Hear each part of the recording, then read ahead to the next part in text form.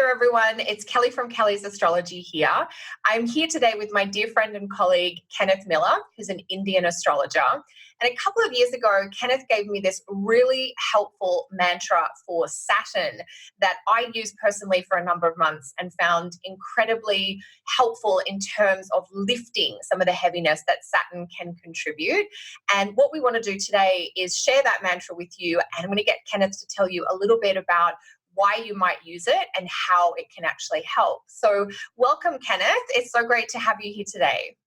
Pleasure to be here. Thanks for having me.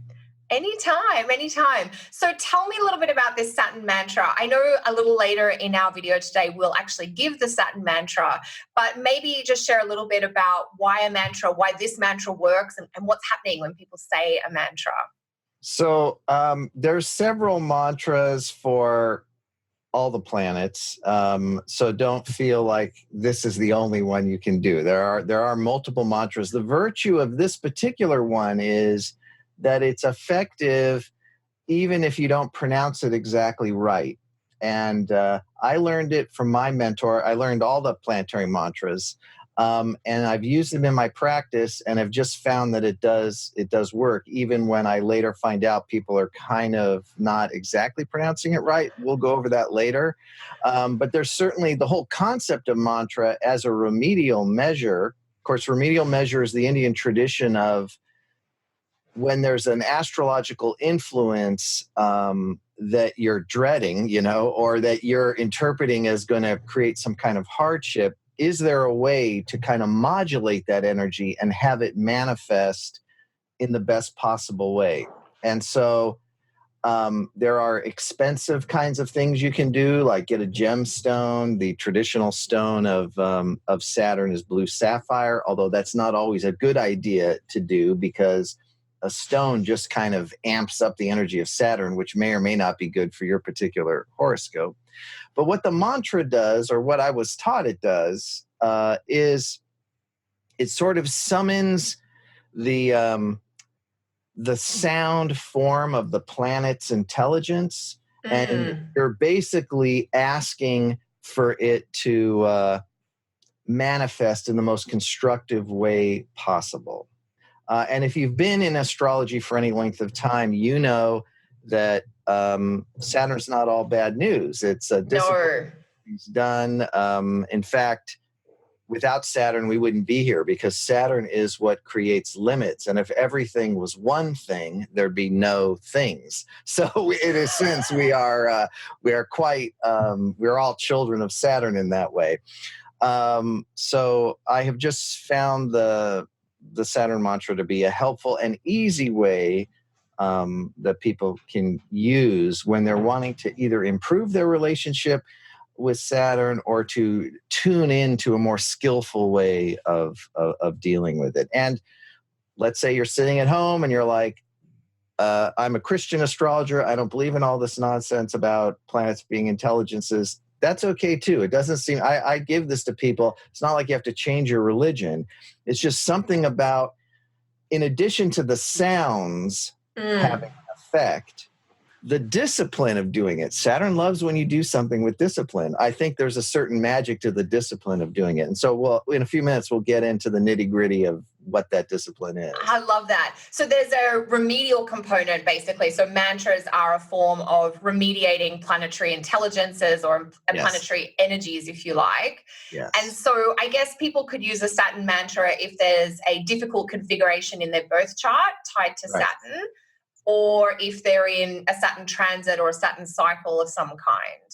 Yeah, if you're dreading a Saturn return or a Saturn square or opposition, you could use this.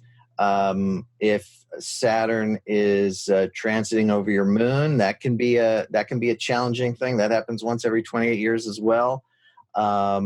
It depends. Maybe you're a Capricorn rising or an Aquarius rising and Saturn rules your chart. Well, probably you want to improve, always have a good relationship with Saturn. Saturn is you. Or maybe Saturn rules some houses of your chart that you like. For Gemini rising, it rules the 9th house. was the ninth house. Yeah, Aquarius would be there. Yeah. And for Taurus rising, it's the 10th house of career. So depending on how much astrology you know, you can apply that. And you can also just, if you're a beginning astrologer, kind of look at the keywords of Saturn. And if you're having trouble with constructive manifestation of those keywords, then that would be another place where the Saturn mantra might help. That's a really great point, actually. The idea that if you're struggling with certain things like being responsible or managing time or setting boundaries, saying no, setting healthy limits, then these would all be, even if you didn't know a lot about astrology, if you know they were things you were struggling with, then this could be a helpful mantra for you. Okay, so you mentioned that Saturn likes discipline, and from what I understand, this particular mantra is ideal as a daily practice. Is that how would you normally encourage someone to set up this mantra practice? So let's pretend like you're my client, and we've decided that let's give this a try. And first of all, while I have studied Sanskrit, I'm not a Sanskrit scholar, and I will pronounce this and give you instructions on how to pronounce it to the best of my ability. But India, like many countries, is a country of many languages and dialects. And certain difference.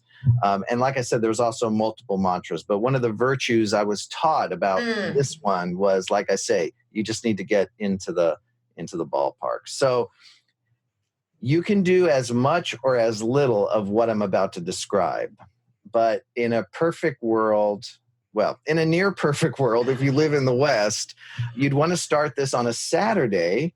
That's Saturn's day. We get our English word from that. Yes. And you'd want to do it during a waxing moon when the moon is getting brighter. So there's always going to almost always be 2 Saturdays you can choose from in a month. And then for the first time, I would get up in the morning and do it in the first hour of the day. So the sun comes up, and that first hour is Saturn's hour. So you're starting this practice on Saturn's day, Saturn's hour. And then if you have a mala, which are, I should have had an example. If you have like meditation beads, you can use those. But a lot of my clients who don't have a Eastern style spiritual practice, they don't. So another technique you can use is what I call the beans technique. Yeah, that's what I did. One of the colors associated with Saturn is black. So you can get black beans, count out in a little bowl 108. Yes. And then have another empty bowl. And as you say it, you just move the beans from one pile to another. And this way, if you get interrupted, you don't lose the count. That's a great tip. That's what I did, is the black beans, which I cannot display because they're not easy. And 2 bowls. I didn't have 2 black bowls when I was doing the mantra, but I have these 2 handmade pottery bowls so I would move them. Yeah. That's a great tip because it helps you count. The black beans is good, and you don't have to have black bowls. The color of Saturn is dark blue, indigo, and blacks. But if you have those bowls, that's fine. But certainly white is fine. You then, as you say it, you just move the beans one over. And when you say it as fast as I'm about to do it, it's a 6-minute practice. I mean, it's really a quick practice. And all you do as you're saying the mantra is you just concentrate on the sounds. I mean, if you want to visualize the planet, that's fine. If you want to actually visualize a deity of Saturn that you relate to, you can do all that. But at its simplest, you're just concentrating on the sounds. So what happens when you're doing this and you're thinking about what you're going to have for breakfast? That's fine. As soon as you realize you have that other thought, just gently bring your mind back to the sounds. And that's the practice, is the sound. Yeah. Okay, so we've talked about the sound. So let's just recap. It's 108 repetitions. So you've got 108 beans, or if you've got a mala, you'll have 108 beads on that. So what are we actually going to say? This is where you're going to have to almost give us a beautiful song. So a phonetic spelling will be below. Yes, we'll include some tips. It's phonetic. Like if you Google this, you will see different spellings, but they're all hinting at getting you to say it the way I'm about to teach you. And it starts off with Om, which is sort of the universal sound, Om. And then the second word, I'll just say it all, and then I'll break it down word by word. Then tell us, the different Sanskrit kind of sounds and words that are there. It's Om, Hreem, Shreem, Shaneyesh-chara. Unfortunately, that's the tough one, and that's the word for Saturn. That's the one that counts. yaNamaha. So it's basically 5 words. Om Hreem Shreem Shaneyesh-chara yaNamaha. Om Hreem Shreem. Om Hreem Shreem Shaneyesh-chara yaNamaha. Om Hreem Shreem Shaneyesh-chara yaNamaha. Now here's a trick. The SH sound, which I'm making for Shreem and Shaneyesh-chara, is you point your tongue up at the roof of your mouth. Don't touch it. Just point it up there and make the... So normally we would say like you shouldn't do that. It's in the front of your mouth. Yes. The sh sound's in the front of your mouth. But when you point your tongue up and you make the sh sound, it sounds a little bit more like a wind tunnel and it's coming further back. So that's actually, Sanskrit has 3 different S's and this is one of them. And so again, just get into the ballpark. The spelling below, it's Shanish, like eyeball, is the second vowel. Shaneyesh-chara, which is CH. The CH sound is also made by kind of pointing your tongue up.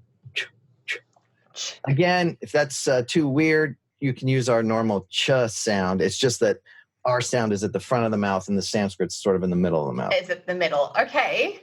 That's the proper way of saying it. And by the way, I recommend you practice it you just like to get it down, your practice sessions, Om, Hreem. It's going to be stilted at the beginning. Yeah. Om, Hreem, Shreem, Shaneyesh-chara, yaNamaha. But once you get going, Om, Hreem, Shreem, Shaneyesh-chara, yaNamaha, it's 5-6 minutes, 7 if you're slow. Yeah, I noticed that when I first started saying the mantra, it would take me about 10 or 15 minutes because I was slower and it wasn't kind of rhythmical. But after a couple of weeks of daily practice, it was down to that kind of 6 or 7 minute mark. And it's very comforting to say that, even though I don't understand the technicalities of it as you do, there's just a feeling of calm that comes over. So, okay, so that's the nice thing about the mantra practice, and then we'll get into what the words mean. The nice thing about mantra practice is that there's no unpleasant side effects. Let's say you've got a perfect Saturn, it's working to your success, and because you're a beginning student in astrology, you've misdiagnosed an issue and you're like blaming Saturn for something. So you're like, I'm going to do this. Well, it's fine. It's not going to harm anything. It's just going to help improve Saturn's influence in your life. So don't think like you can make a mistake with this stuff. So you're not likely to make something worse, basically. Yeah, you won't make anything worse. It will only appear to do nothing if nothing needs to be done. Yeah. And by the way, and you can speak to this, it should demonstrate some results pretty rapidly, like within a couple of weeks. Yeah. You should know. It doesn't solve all your life's problems. I don't want to say this is like a panacea, but you should notice enough of a benefit that inspires you to continue the practice. Mm-hmm. There are certain charts that do indicate that these kind of practices can take longer to manifest. And so if you have Saturn in the 9th whole sign house of your sidereal chart, that's an indication that maybe it will take a month or 6 weeks for you to notice results. But if you don't know what that means and you're just a normal Western astrologer, don't worry about it. Just do it. Most of the time, most people will notice something very quickly, so you know that this is a worthwhile spending practice. of 10 minutes. Yeah, absolutely. I think I noticed something in the second week of the practice, and it wasn't like, yeah, as you said, it wasn't a game-changing type of thing, but there was this sense of I felt more calm and maybe more in control or more settled, like less angsty and stirred up and Yep. confused with, what I was dealing with at the time, and more sense of I can figure this out. So the situation didn't go away, but I had more of a sense of agency about it, if you like, which is great. And we shared this mantra on my website almost a year ago now, and there's been so many comments. There's 24 comments from people who've jumped on and said, I've tried this mantra and it's been really helpful. Some people have shared how it's been helpful, and other people have just said, I've really enjoyed it and it's good. And it's like, okay, not sure why, but it's great if you're getting benefit from it, basically. Right. So you mentioned that the Sanskrit words have specific meanings. Do you want to tell us a little bit about those? So as I was taught, Om is the kind of universal sound. It's the sound the universe makes when you hear it on a subtle level. Almost every mantra starts with Om and sometimes ends with Om, if you know anything about Sanskrit mantras. Hreem is what they call a seed syllable, and it is designed to open the heart. Hreem, Hreem. You can just repeat Hreem and just put your attention here, and you can kind of feel it opening your heart chakra. Shreem is a seed syllable of Saturn, so it's kind of focusing the Saturn energy into the sound. And then shanish-chara is the kind of long name of Saturn himself. Often in India, we call him Shani for short, with E instead of I, Shani. But shanish-chara is the full name, and that's the full part of the mantra.